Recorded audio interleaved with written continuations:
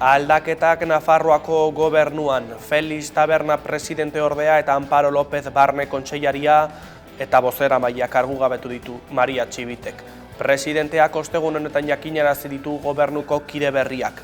Javier Remirezek ordezkatuko du Taberna baita bozeramaile lanetan ere, eta Inma Jurio izango da berriz Lópezen ordezkoa. Txibiteren arabera PSN alderdiaren karguei soilik eragingo diete berrikuntzak gobernuari bultzada politikoa ematea dute helburu. Hala ere pasaden urteko ekainean, Santos Terdan PSOEko antolamendu idazkarioia koldo auzian nahasita zegoela, azaleratzeak eragina izan du Nafarroako sozialistengan.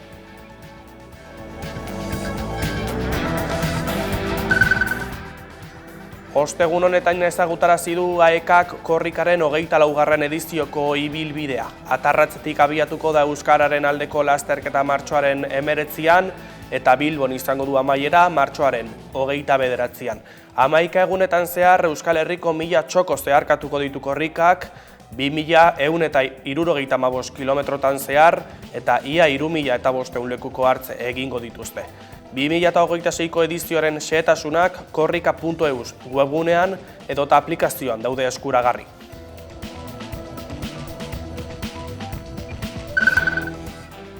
Eusko Jaurlaritzako osasun sailak odola emateko deialdia luzatu die Araba, Bizkaia eta Gipuzkoako biztanleei ahalik eta eguneko beharrezkoak diren 400 emateak lortu ahal izateko. Urtero bezala Gabonetan odol emateko puruak behera egin du, baina aurten ere are gehiago murriztu da gripe kasuen gorakada dela eta. Bi faktore horien ondorioz, EAEko erreserbak oso baxu daude odol talde guztiei dagokienez.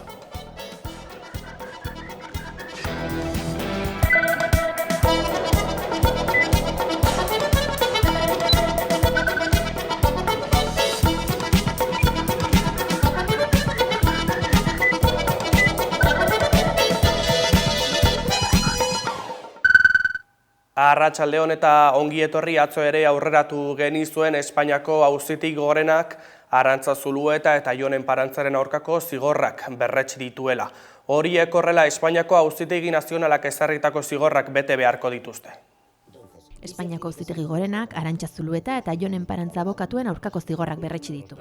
2022an Espainiako Auzitegi Nazionalak zigorra ezarri zien 13/13 auziarekin lotuta eta kide izatea leporatuta. Orain, Gorenak berretsi egin ditu eta Arantza-Zuluetak 7 urte eta erdiko zigorrari egin beharko dio aurre erakunde terroristako kide izateaz gain lehergaiak ere edukitzea egotzi baitzion Auzitegi Nazionalak. Jonen Parantzak aldiz, 4 urtekoa bete beharko du eta kide izatea leporatuta. Nahia Zurriarain eta Iker Sarriegi ere zigortu zituzten, baina euren elegitea kontuan hartu eta zigorra jaitsi diete. Zurriaraini 2 urtera eta Sarriegiri urtebete eta 6 hilabetera eta epe bereko inhabilitazioak ezarri dizkiete. Epaia ben jasota, 30 eguneko epea dute elegitea jartzeko. Gogoratu dezagun, orotara 7 abokatu auzipetu zituztela, baina Julen Zelarain, Saio Agirre eta Nerea Arredondo absolbitu egin zituzten Espainiako Auzitegi Nazionalean. Erreakzioa handan utzi ditu Espainiako Auzitegi Gorenaren erabakiak. Sare herritarrak esaterako salatu du zigorrek ez dutela justiziarekin zerikusirik eta intentzio judizial politikoa agerian uzten dutela. Eta lab sindikatuak bere aldetik erabat larritzat eta elkarbizitza demokratikoaren kontrako erasotzat hartu du Gorenaren erabakia. Zigortuei elkartasuna adierazteko, ostiral honetan elkarretaratzea eta asanblada informatiboa deitu dute Bilboko Alde Zaharrean arratsaldeko 7:00.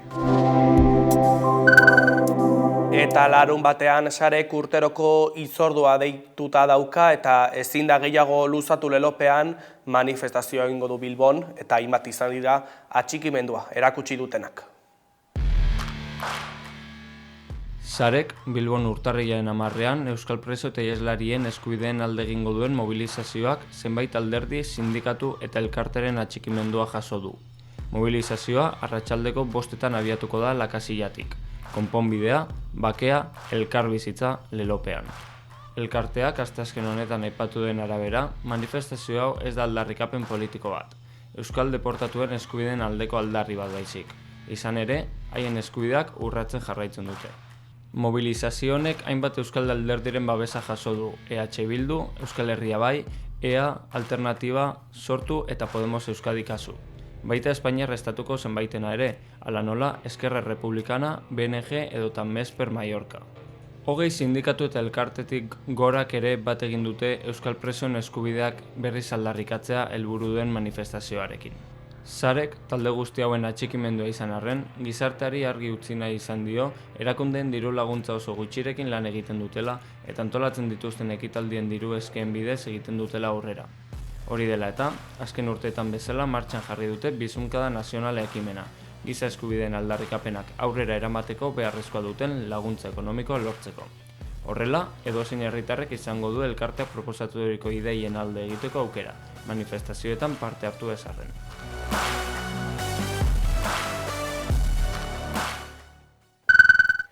Gasteizen bestalde Martxoak 3 elkarteak oroiterri oroimenaren euskarriak erakusketa inauguratuko du ostegunenetan Gasteizko Izaskun Arrue kulturgunean.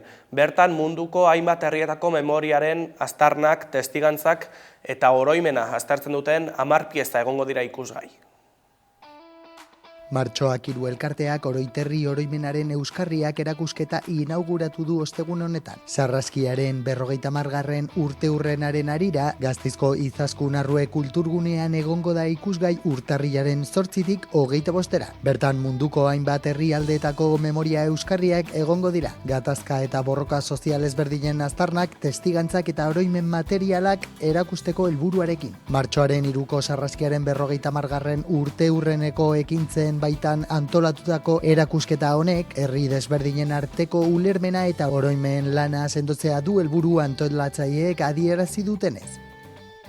Nahi izan dugun izan da zuzen ere, martxoaren 3aren 50. urteurren honetan, beste memoria borrokalariekin ere, lako dialogo bat tortzea.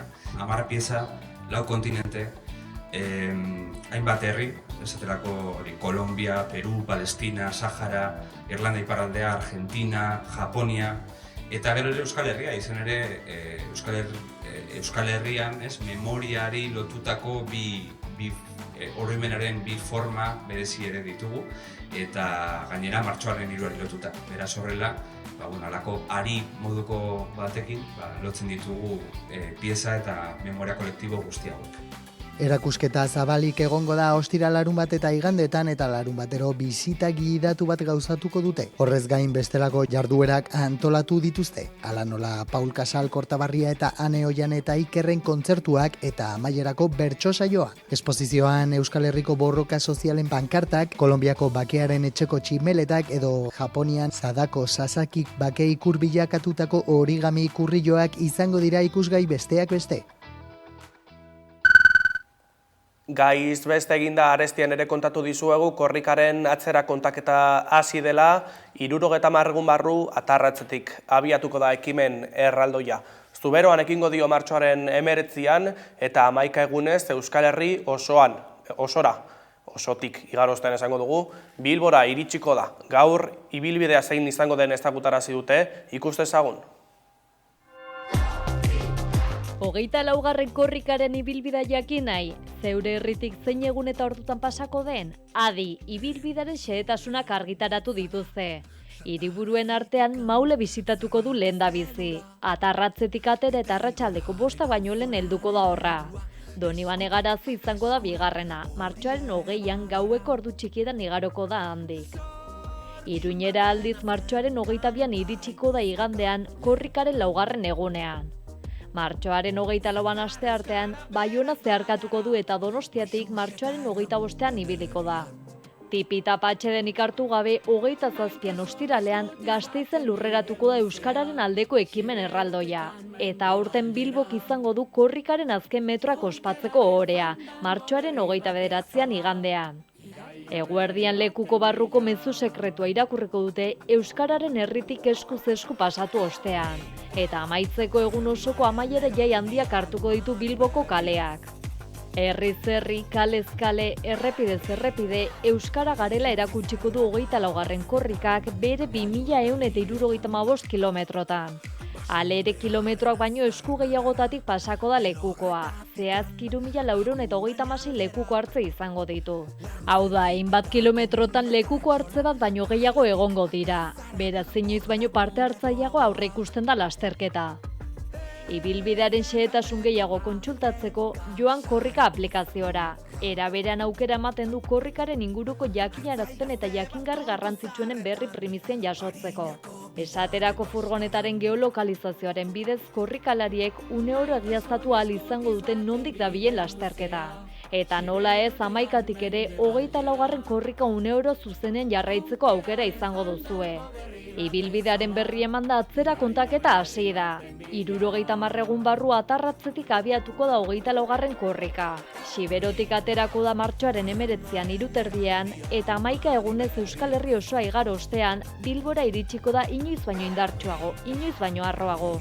Euskararen herria garela, euskara garela islatuko da.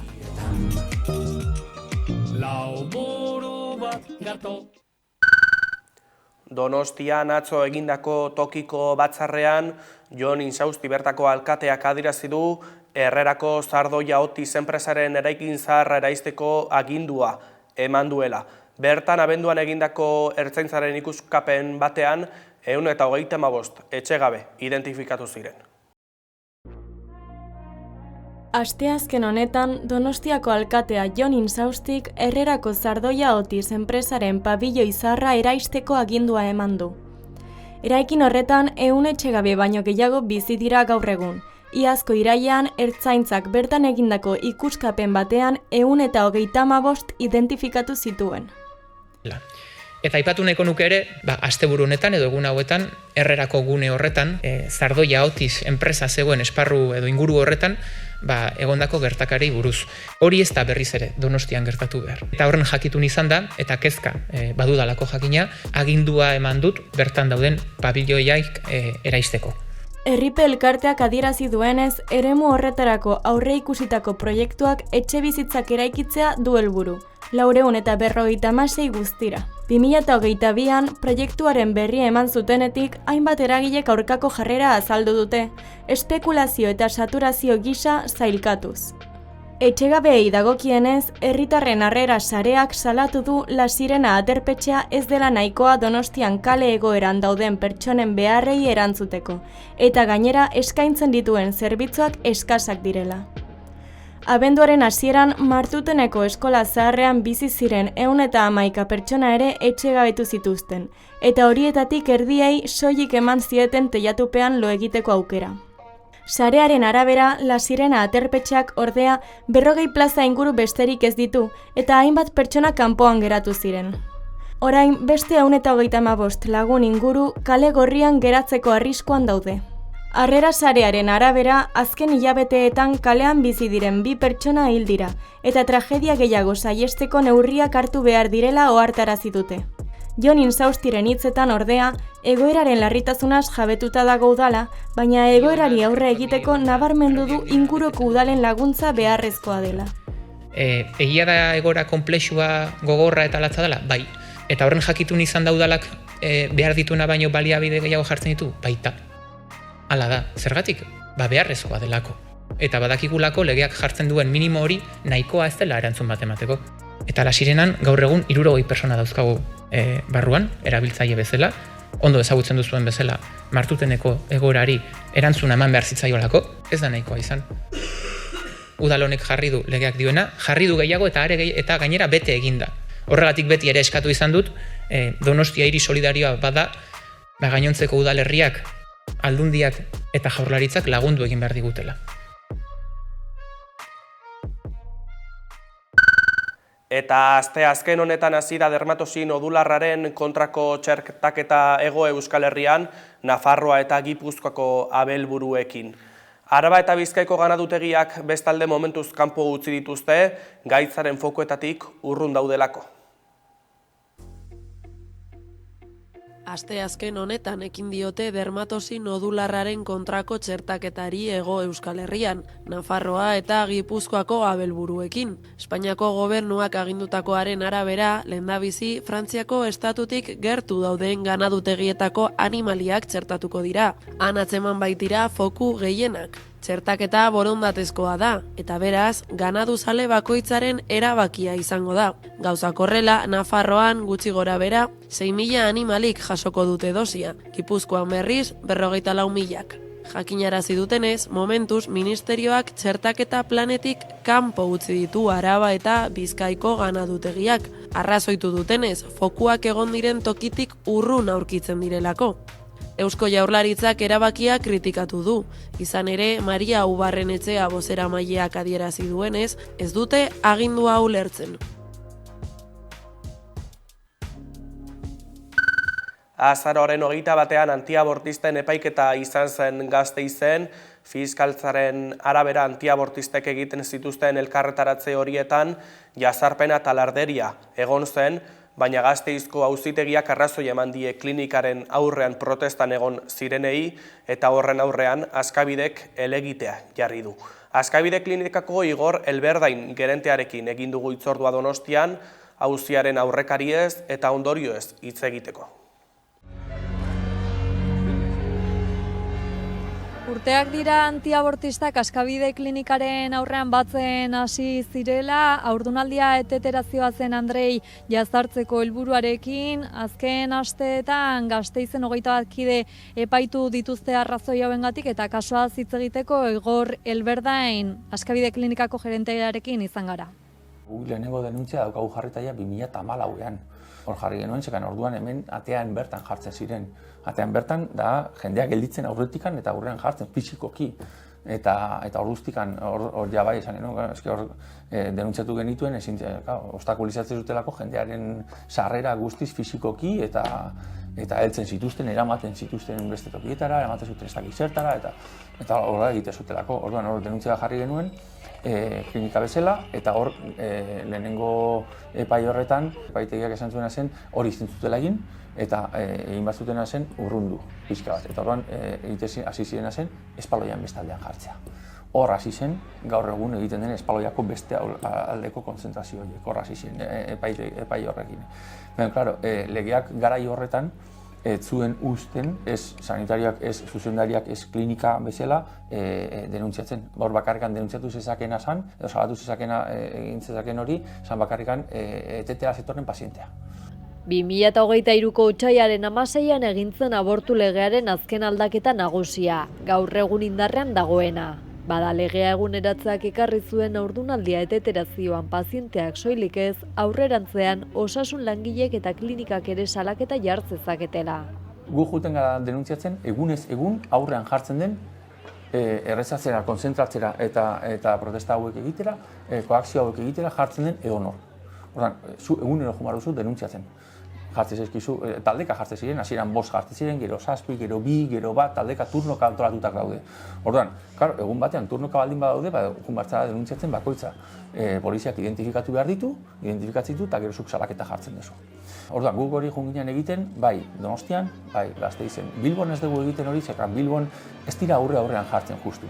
Orduan hor distantzia nahikoa dago, ez du klinika datorren emakumeak ez ditu aurrez aurre aurkitu beharrik. Beste aldetik etorri daiteke, edozein etorri etortzetik ez du ikusi beharrikan.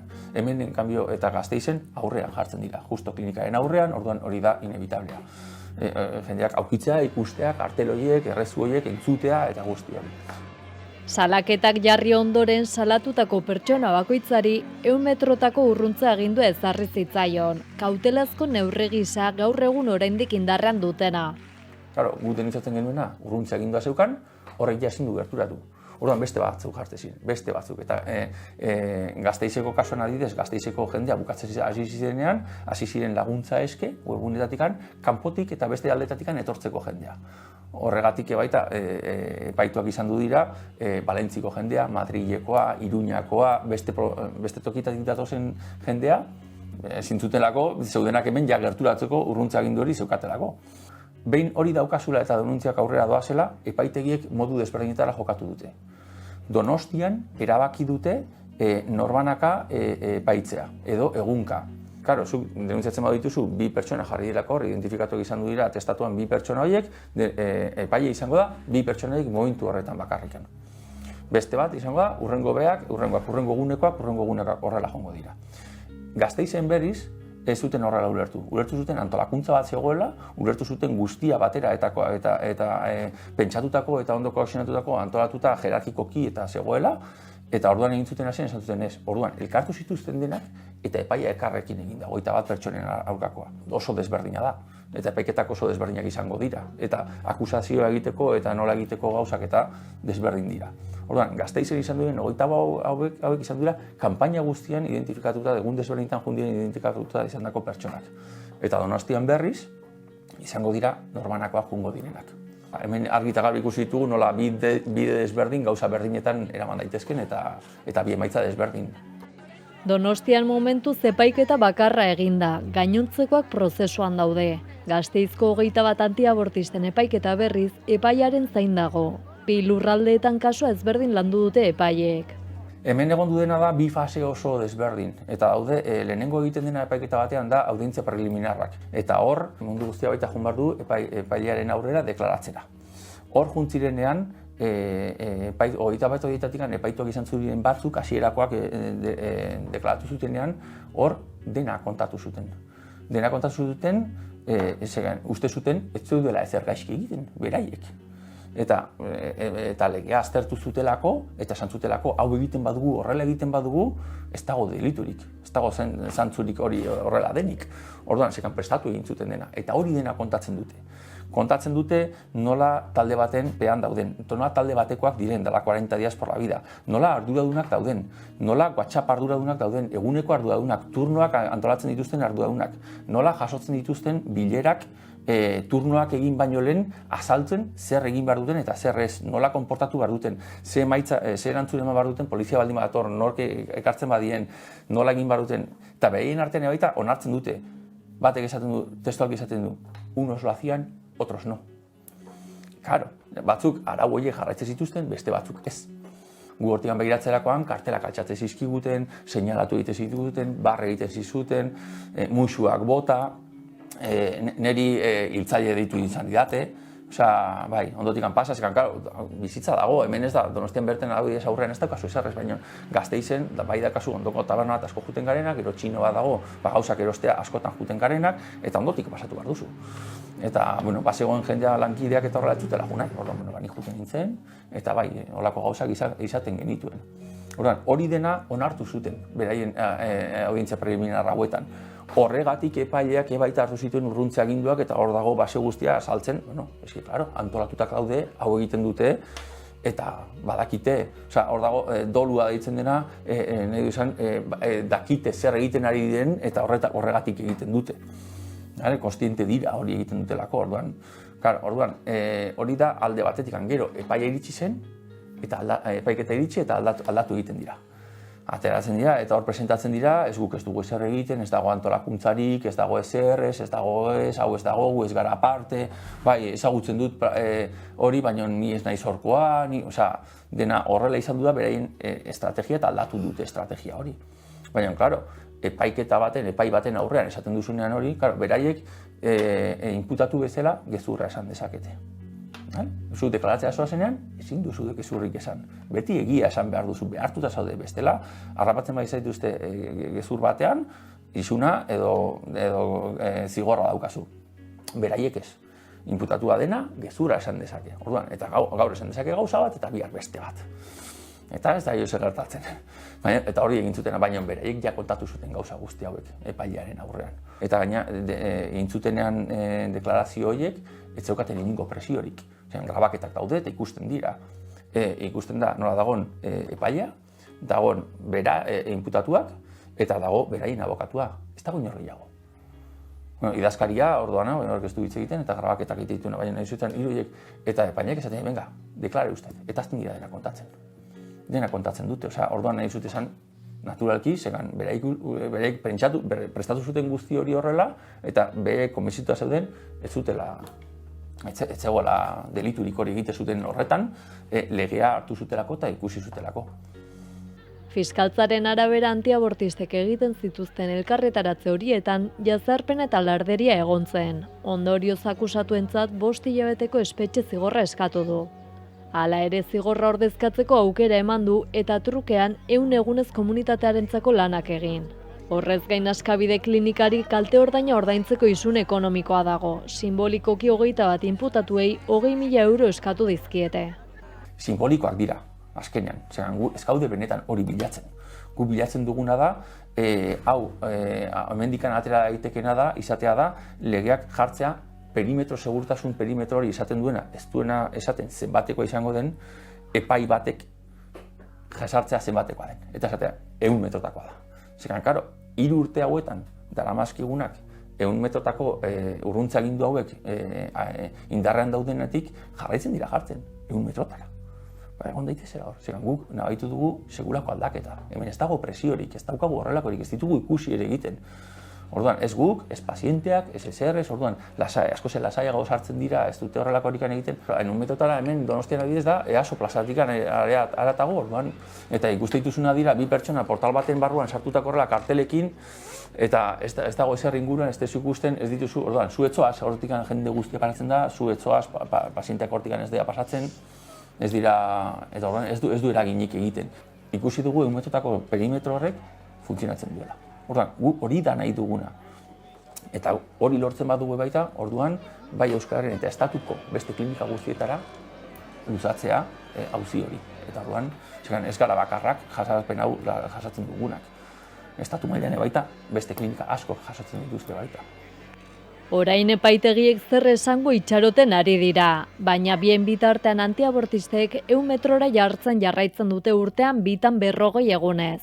Epaiek perimetro neurtu bat ezartzea espero du Askabide klinikak. Gure aldetik besterik ez, gogoratu albisteak une oro gure sare sozialetan eta 11.eu dituzuela eskuragarri, sustrai berriak taldearekin utziko zaituztegu. Gu bihar itzuliko gara, bitartean gabon pasa.